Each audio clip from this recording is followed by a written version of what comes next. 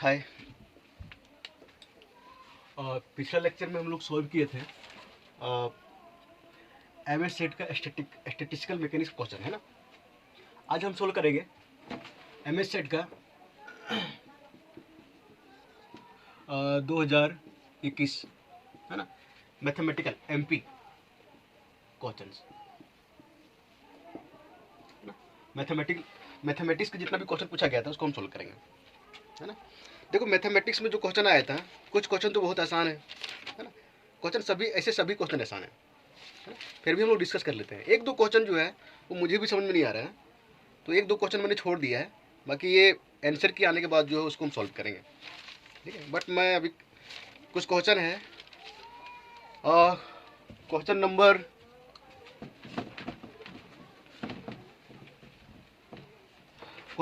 2, है ना। Question number 2 में क्या है,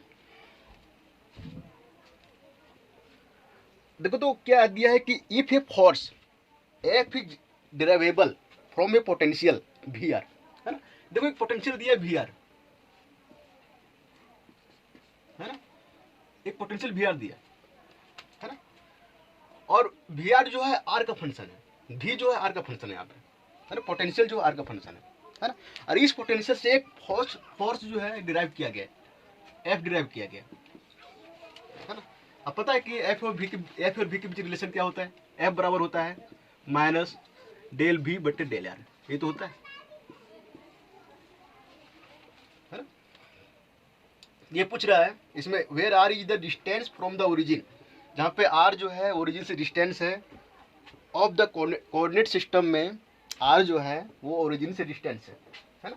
इट फॉलोज दैट, ये यहाँ पे 4 ऑप्शन दिया है कि अगर इस पोटेंशियल से, है ना, भी पोटेंशियल से जो आर का फंक्शन है ना, इस पोटेंशियल से अगर एफ डिराइव किया गया है ना, तो एफ जो है कौन से रिलेशन को फॉलो करेगा। तो 4 ऑप्शन इसमें दिया है, देखो तो दिया है एक तो ये कर्ल एफ जो होगा वो 0 होगा, ये डाइवर्जेंस एफ जो होगा वो 0 होगा, है ना। तो ग्रेडियंट भी ये 0 होगा, तो फिर डेल स्क्वायर भी ये 0 होगा, है ना। 4 ऑप्शन दिया है, 4 में कौन सा सही होगा ये हम लोग को करेक्ट करना है। अब देखो तो थोड़ा ध्यान होना चाहिए, यहाँ पे थोड़ा ध्यान होना चाहिए। इफ यहाँ पे देखो, if potential depends upon distance r, then force is conservative।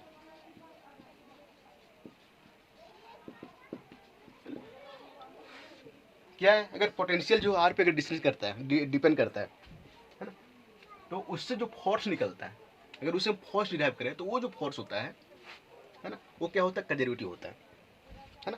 और कंजर्वेटिव फोर्स का जो कंडीशन होता है वो होता है ये कर्ल एफ 0, ये कंडीशन होता है। कोई भी क्वांटिटी अगर कंजर्वेटिव है तो उसका कर्ल जो होता है वो 0 होता है ना। तो इसका ऑप्शन जो है ना ये सही होगा, ऑप्शन का ये सही होगा। क्यों? क्योंकि एफ मेरा कंजर्वेटिव है ना, और किसी भी कंजर्वेटिव क्वांटिटी का कर्ल जो होता है वो 0 होता है। तो ऑप्शन जो है, ऑप्शन वो ये राइट होगा, ठीक। अब देखो तो और भी जो है थोड़ा ध्यान रखना, ये चीज ध्यान रखना, पोटेंशियल अगर डिस्टेंस आर पे डिपेंड करता है ना, तो उससे जो फोर्स निकलता है वो कंजर्वेटिव होता है ना? अब देखो तो थोड़ा एक एग्जांपल भी लेते हैं, जैसे कि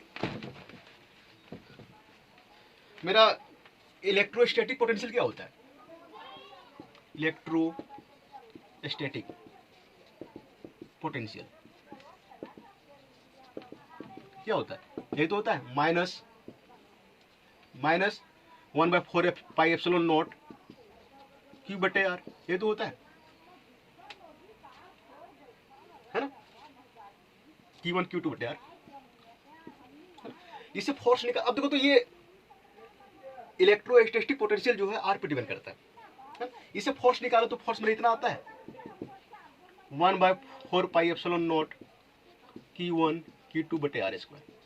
तो ये क्या हो गया, इलेक्ट्रोस्टैटिक फोर्स हो गया। तो इलेक्ट्रोस्टैटिक फोर्स जो होता है वो मेरा कंजर्वेटिव फोर्स है ना। इसका कर्ल निकाल के देखो, इस एफ का कर्ल निकाल के देखो, देखना हमेशा जरूर आएगा। सेम वे से जो मेरा ग्रेविटेशनल फोर्स होता है,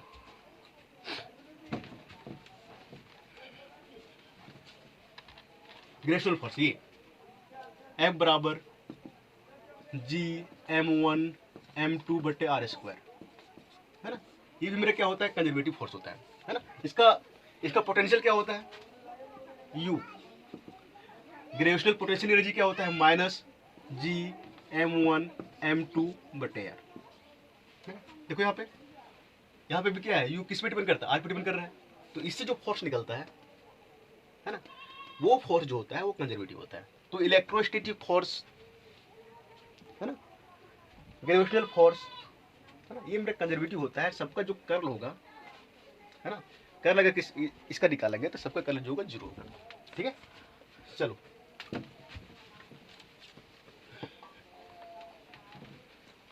हमेशा ही ध्यान रखना कि कंजर्वेटिव फोर्स का कर्ल हमेशा 0 होता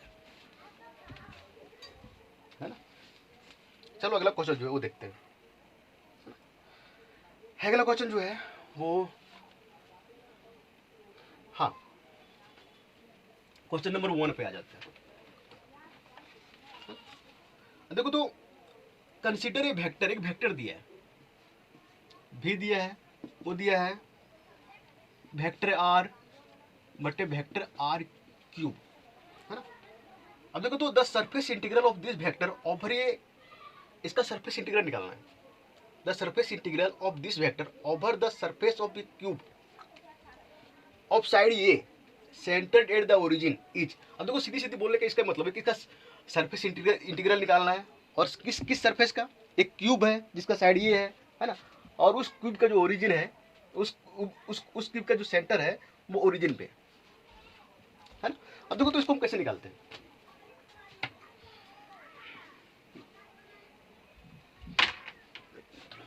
अब देखो तो थोड़ा सा ध्यान देना,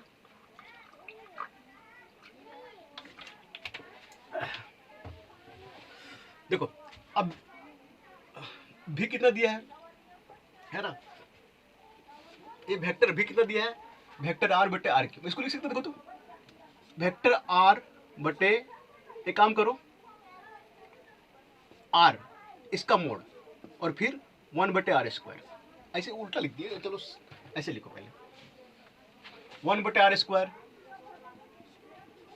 है ना, और यहाँ पे वेक्टर आर बटे मोड आर है ना। अब देखो तो इसको लिख सकते हैं, ये क्या यूनिट वेक्टर है ना, आर कैप बटे आर स्क्वायर, ये तो होगा। और हमको पता है कि देखो आर वेक्टर जो होता है, आर मोड जो होता है, आर वेक्टर का मोड जो होता है वो आर होता है ना। तो देखो तो अब फाइनली जो है भी को हम लिख सकते हैं आर यूनिट बटे R square, unit vector of R बटे आर स्क्वायर लिख सकते हैं ना। अब देखो तो इसका, अब बोला क्या है कि इसका सरफेस इंटीग्रल क्या होगा। अब देखो तो सरफेस इंटीग्रल देखो ऐसे निकालेंगे, भी वेक्टर और ds है ना, ये क्या होगा। अब देखो तो थोड़ा ध्यान देना, एक काम करते हैं, आर बटे आर स्क्वायर यहाँ पे लिखेंगे, ds जो है ये काफी लेंदी हो जाएगा। ठीक है, इसको हम चेंज कर देते हैं वॉल्यूम इंटीग्रल में है ना। तो वॉल्यूम इंटीग्रल में क्या होता है, देखो तो यहाँ पे आ जाता है डेल है ना, और यहाँ पे भी है ना, और यहाँ पे क्या आ जाएगा dv, ये तो होगा है ना। अब देखो तो v का वैल्यू जो है पुट कर देते हैं वहां से यहाँ पे, तो क्या हो जाएगा डेल और आर कैप बटे आर स्क्वायर है ना, और dv है ना। अब देखो तो थोड़ा ध्यान देना, ये देखो ये स्पेशल केस हो गया। इसका जो वैल्यू होता है, इसका जो वैल्यू होता है वो होता है 4 पाई है ना डेल्टा क्यू आर है ना, ये होता है ना। अब देखो ये डेल्टा डिराक फंक्शन है ना, तो ये आर बराबर 0, अगर आर बराबर 0 होगा है ना, ये क्या होगा, ये वहां पे मैक्सिमम होगा है ना। तो देखो तो इसका जो वैल्यू होगा वो 4 पाई होगा, तो आंसर मेरा 4 पाई है ना। तो डी ऑप्शन जो है सही है ना। फिर से हम समझा दे रहे हैं कि इसको चेंज किए यूनिट वेक्टर के रूप में, है ना, और आर स्क्वायर से डिवाइड कर दिए, है ना। वी डी एस को चेंज कर दिए, सरफेस इंटीग्रल को चेंज कर दिए वॉल्यूम इंटीग्रल में, है ना। और भी वेक्टर का वैल्यू यहाँ से पुट किए, है ना। और इसका जो वैल्यू होता है वो होता है 4 पाई और डेल क्यू आर, आर बराबर जीरो बराबर ये डेल्टा फंक्शन हो गया, तो मेरा सिर्फ ये बाहर आ जाएगा, तो 4 पाई आंसर होगा, है ना। चलो ठीक है।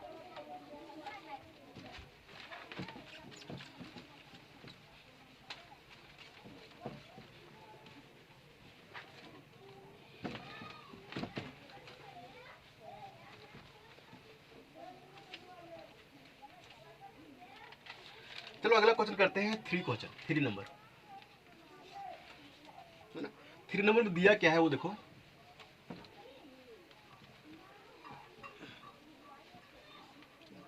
दिया एक book contents 600 typographic errors in its 600 page.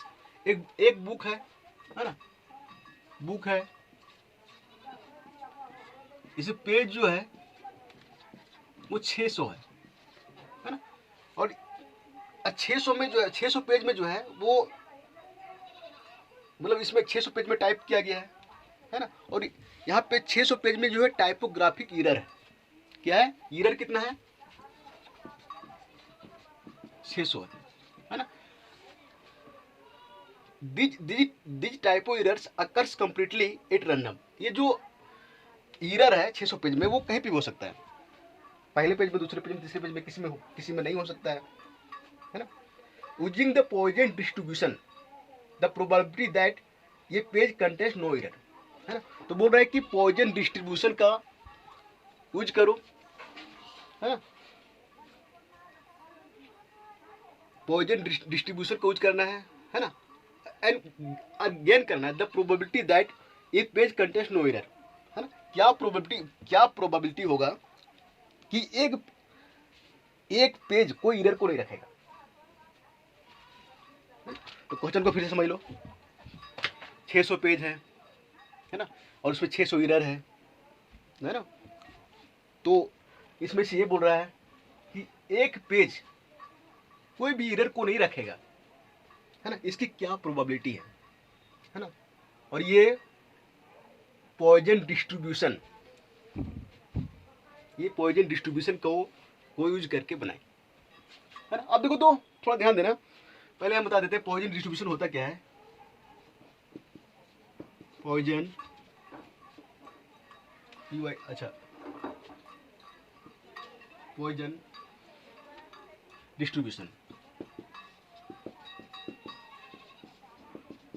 इसका जो फॉर्मूला होता है ये होता है PR बराबर E की पावर -m और m की पावर r होता है और बटे r फैक्टोरियल होता है ना। वेयर m जो होता है वो NP होता है ना। अब देखो तो r जो होता है, जो हमें निकालना होता है उसको हमें r बोलते हैं। यहाँ पे बोला है कि मतलब एक पेज में कोई एरर ना हो, है ना, उसकी प्रोबेबिलिटी कितना होगा, है ना। तो आर का वैल्यू हम एक भी एरर ना हो, मतलब 0, आर का वैल्यू हम 0 लेंगे, क्या लेंगे 0 फ्रॉम क्वेश्चन, आर बराबर 0, है ना। अब देखो तो ये इक्वेशन, है ना, ये फॉर्मूला तभी वैलिड है जब m बराबर NP, ये फाइनाइट है, ये मेरा फाइनाइट है ना। अब देखो n कितना है, n मेरा जो है नंबर ऑफ पेज 600 है ना। अब देखो तो p, है ना। अब देखो 600 पेज है, 600 पेज है, एक पेज में, है ना, एक पेज में एरर आने की संभावना कितना है 1/6 हो जाएगा ना, है ना। तो क्या हो जाएगा तो NP क्या हो जाएगा 600 इंटू 1/600, ये 1 हो जाएगा, है ना। देखो तो m का वैल्यू फाइनाइट आ रहा है, 1 आ रहा है, तो इस फॉर्मूला को हम लगा सकते हैं। कंडीशन है, ये कभी भी पूछ सकता है, कहीं पूछ सकता है कि पॉइजन डिस्ट्रीब्यूशन फार्मूला कब वैलिड होता है, तो तभी वैलिड होता है जब m का वैल्यू जो है वो फाइनाइट होना चाहिए, है ना। हो सकता है n का वैल्यू कुछ भी हो सकता है, p का वैल्यू कुछ भी हो सकता है, लेकिन np का जो मल्टीपल है वो फाइनाइट होगा, तभी जो है ना ये फार्मूला वैलिड होता है ना। अब देखो तो r का वैल्यू 0 क्वेश्चन से, मतलब एक पेज में कोई भी एरर नहीं होना चाहिए, उसकी प्रोबेबिलिटी कितनी है ना। r का वैल्यू 0 है ना, और m का वैल्यू कितना आ गया 1, है ना। तो इस फार्मूला हम पुट कर देंगे, जो आएगा that will be the answer, है ना। अब देखो तो इसको थोड़ा मिटाते हैं, तो e की पावर माइनस m का वैल्यू कितना है -1, और m का वैल्यू m r 0, और फिर 0 फैक्टोरियल, है ना। अब देखो तो यहाँ पे m का पावर 0 है, 1 हो जाएगा, 0 फैक्टोरियल का वैल्यू कितना 1 होता है। अब देखो तो 1/e हो जाएगा यहाँ पे, e मेरा क्या है एक्सपोनेंशियल है ना। e का वैल्यू कितना होता है 1/271, 1/2.71, है ना। इसको सॉल्व करोगे तो मेरा आ जाता है 0.37, है ना। तो इतना प्रोबेबिलिटी है कि एक पेज में कोई एरर नहीं होगा, तो ऑप्शन मेरा कौन सा हो जाएगा, ऑप्शन सी,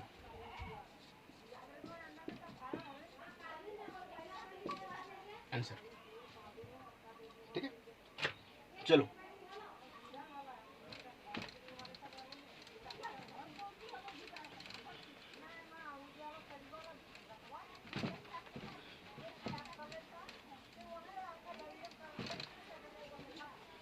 अगला क्वेश्चन में आ जाते हैं।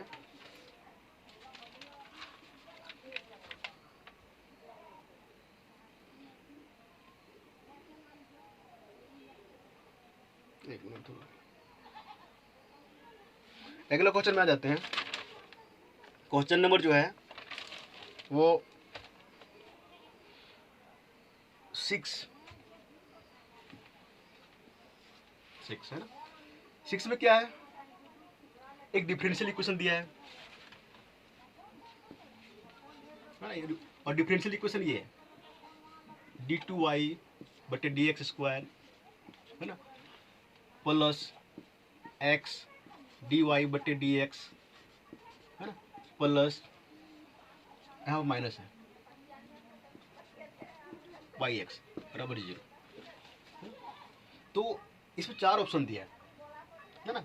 ऑप्शन जो है वो ये ऑप्शन जो है ax² प्लस बी ऑप्शन जो है वो ax प्लस be की power minus x, option C जो है वो ax प्लस बी की पावर bex, ऑप्शन डी जो है वो ax प्लस bx², है ना। तो इसमें पूछा गया है कि इस डिफरेंशियल इक्वेशन का कौन सा सॉल्यूशन है, इसमें से कौन सा इस डिफरेंशियल इक्वेशन का, है ना, सॉल्यूशन कौन सा है, ये है, ये है, ये है, मतलब 4 ऑप्शन में कौन है जो इस डिफरेंशियल इक्वेशन का सॉल्यूशन है ना। अब देखो तो इसको सॉल्व करने के लिए ना, इसको जानने के लिए हमको एक एक करके चेक करना पड़ेगा, है ना। अब जैसे मान लेते हैं कि ये सॉल्यूशन है ना, ये ऑप्शन ये, तो y बराबर क्या है यहाँ पे दिया है ax² प्लस बी, है ना। अब इसका क्या करोगे, dy/dx निकालोगे, है ना, पूरा कर नहीं रहे, बता दे रहे हैं, जो भी आएगा d2y/dx² निकालोगे, है ना, जो भी आएगा। अब ये निकाल के ये यहाँ पुट करोगे, dy/dx का वैल्यू यहाँ पुट करोगे, d2y/dx का वैल्यू यहाँ पुट करोगे, और सॉल्व करके पुट करने के बाद देखो 0 आता है कि नहीं आता है ना। अगर 0 नहीं आता, ये रखने के बाद 0 नहीं आता, इसका मतलब ये इसका सोल्यूशन नहीं है। सेम वैसे इसको चेक करोगे, सेम वैसे इसको चेक करोगे, सेम वैसे इसको चेक करोगे, है ना। हम देखो तो ये इंडिविजुअली चेक करना पड़ेगा। तो बट मैंने इसको सॉल्व किया है, तो बट इसका ऑप्शन जो है वो बी आता है, ये है ना, बी आता है। इसका ये वाई, इसको देखो, इसको करके देख लेना, ये वाई है मेरा, है ना, dy/dx निकालना, d2y/dx इसको निकालना, यहाँ पुट करना, देखना कि ये पूरे सॉल्व करने के बाद 0 आ जाता है, तो इस इक्वेशन को सेटिस्फाई करता है ये, ऑप्शन जो है वो बी सही होगा। ठीक है, चलो आगे चलते हैं। अब देखो एक क्वेश्चन 7वां है, सातवां 7 में भी क्या है, इसमें एक डिफरेंशियल इक्वेशन दिया है और सेम क्वेश्चन है, सेम क्वेश्चन है, इसमें भी डिफरेंशियल इक्वेशन दिया है d2y बटे dx² minus 2dy by dx plus y बराबर 0, है ना। अब इसको ऑप्शन दिया है ये e की power x b ln x c e की पावर -x² और d e, है ना। तो इस डिफरेंशियल इक्वेशन का कौन सा सॉल्यूशन होगा, ये होगा सॉल्यूशन उसका, इसका सॉल्यूशन ये है, ये है, ये है, ये है ना। अब देखो तो ये बहुत सिंपल है ना, इसको डायरेक्ट भी कर सकते हो, है ना। अब तो फिर ये काम करो, एक बार इसको पुट करके देखो, एक बार इसको करो, एक बार इसको करो, इसको करो, है ना, चारों करके देखो कौन सेटिस्फाई करता है ना। अब देखो सिंपल सी है, यहाँ पे देख लेना ऑप्शन इसका ये जो है ना y बराबर ये ऑप्शन ये वो करेक्ट होता है। y बराबर क्या दिया है ex, है ना। इसका dy बाई dx निकालो, ex ही रहेगा। इसका d2y बाई dx स्क्वायर निकालो, है ना, ex ही रहेगा। ex का डिफरेंस ex होता है, यहाँ पुट करके देखो, देखो तो d2 by dx ex minus ex minus 2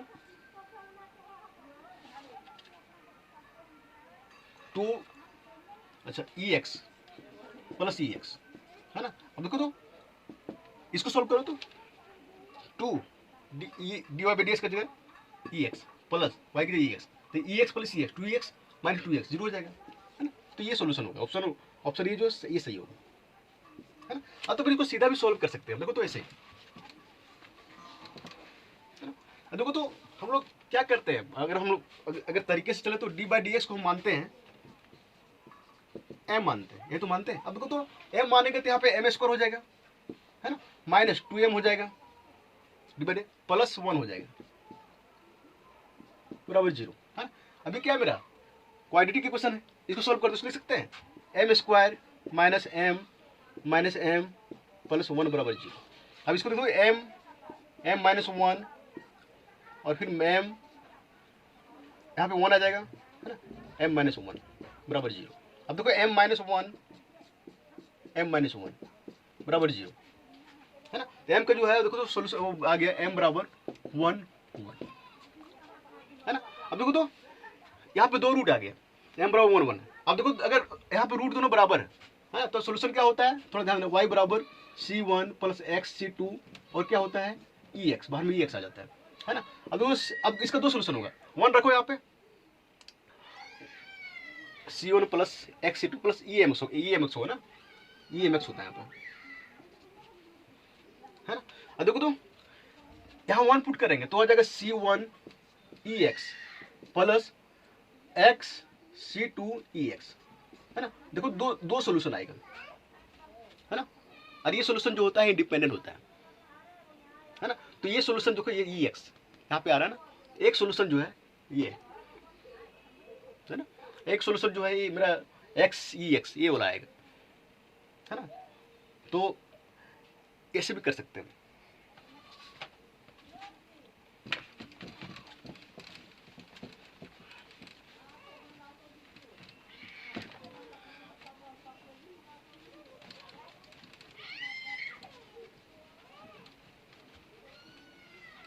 देखो अगला जो क्वेश्चन है वो है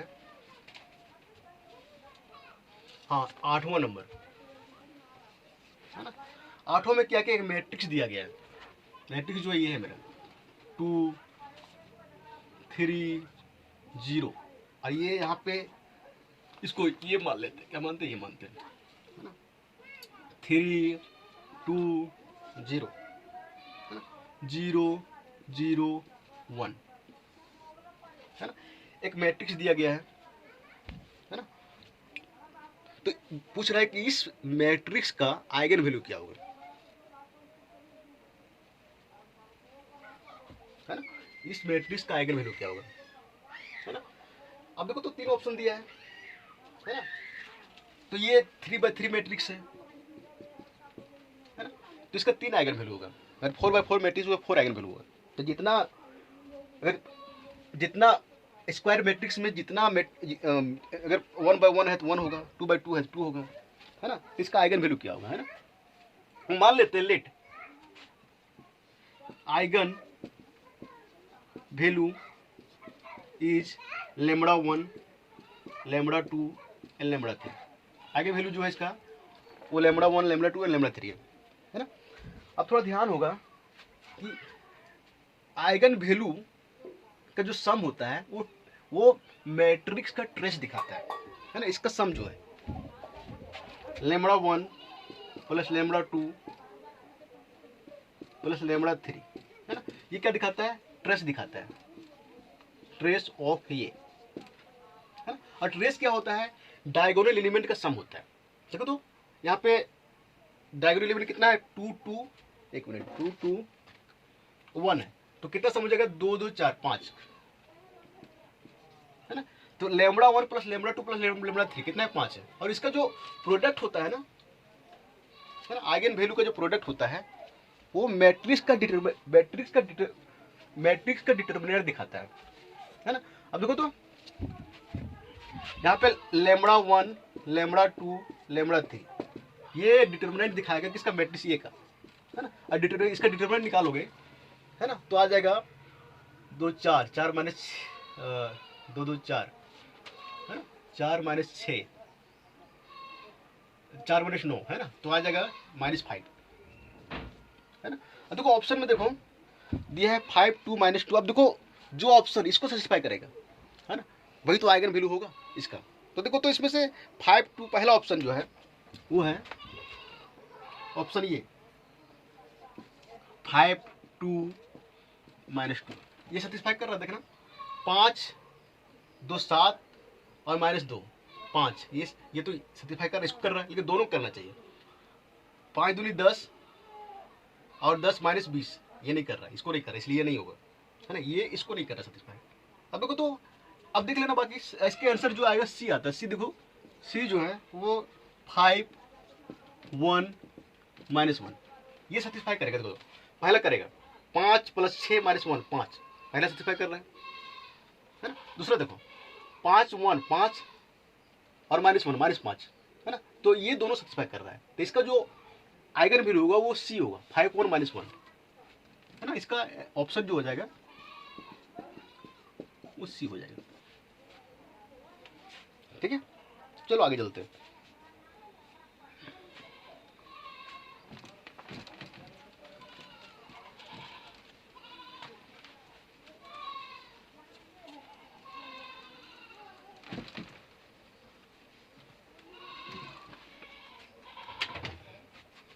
जो अगला क्वेश्चन है वो है, देखो तो 9 नंबर। इसमें से एक मैट्रिक्स दिया गया है A बराबर 1/√3 और यहाँ पे है 1 1 प्लस आई आयोटा 1 माइनस आयोटा, है ना, और 1,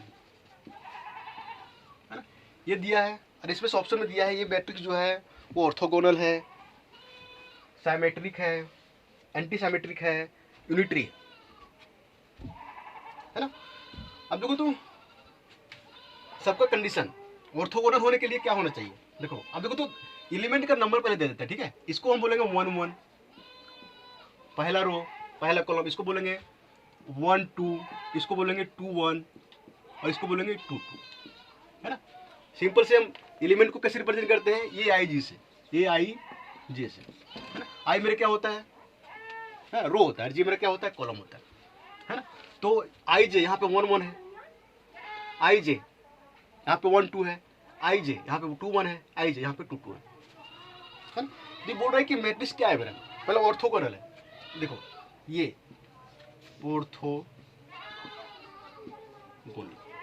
ऑर्थोगोनल कंडीशन क्या होता है पता है, मैट्रिक्स ये लो, है ना, और इसका ट्रांसपोज करो,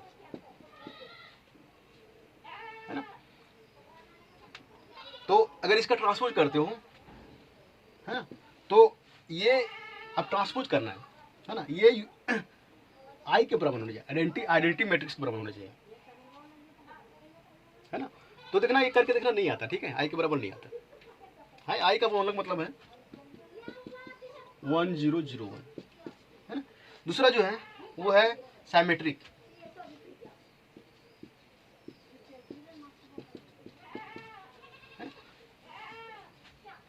साइमेट्रिक में क्या होता है कि ए आई जे जो होता है ना, वो जो ए आई जे एलिमेंट जो होता है वो ए जे आई, है ना, इसके कॉम्प्लेक्स कंजुगेट के बराबर होता है।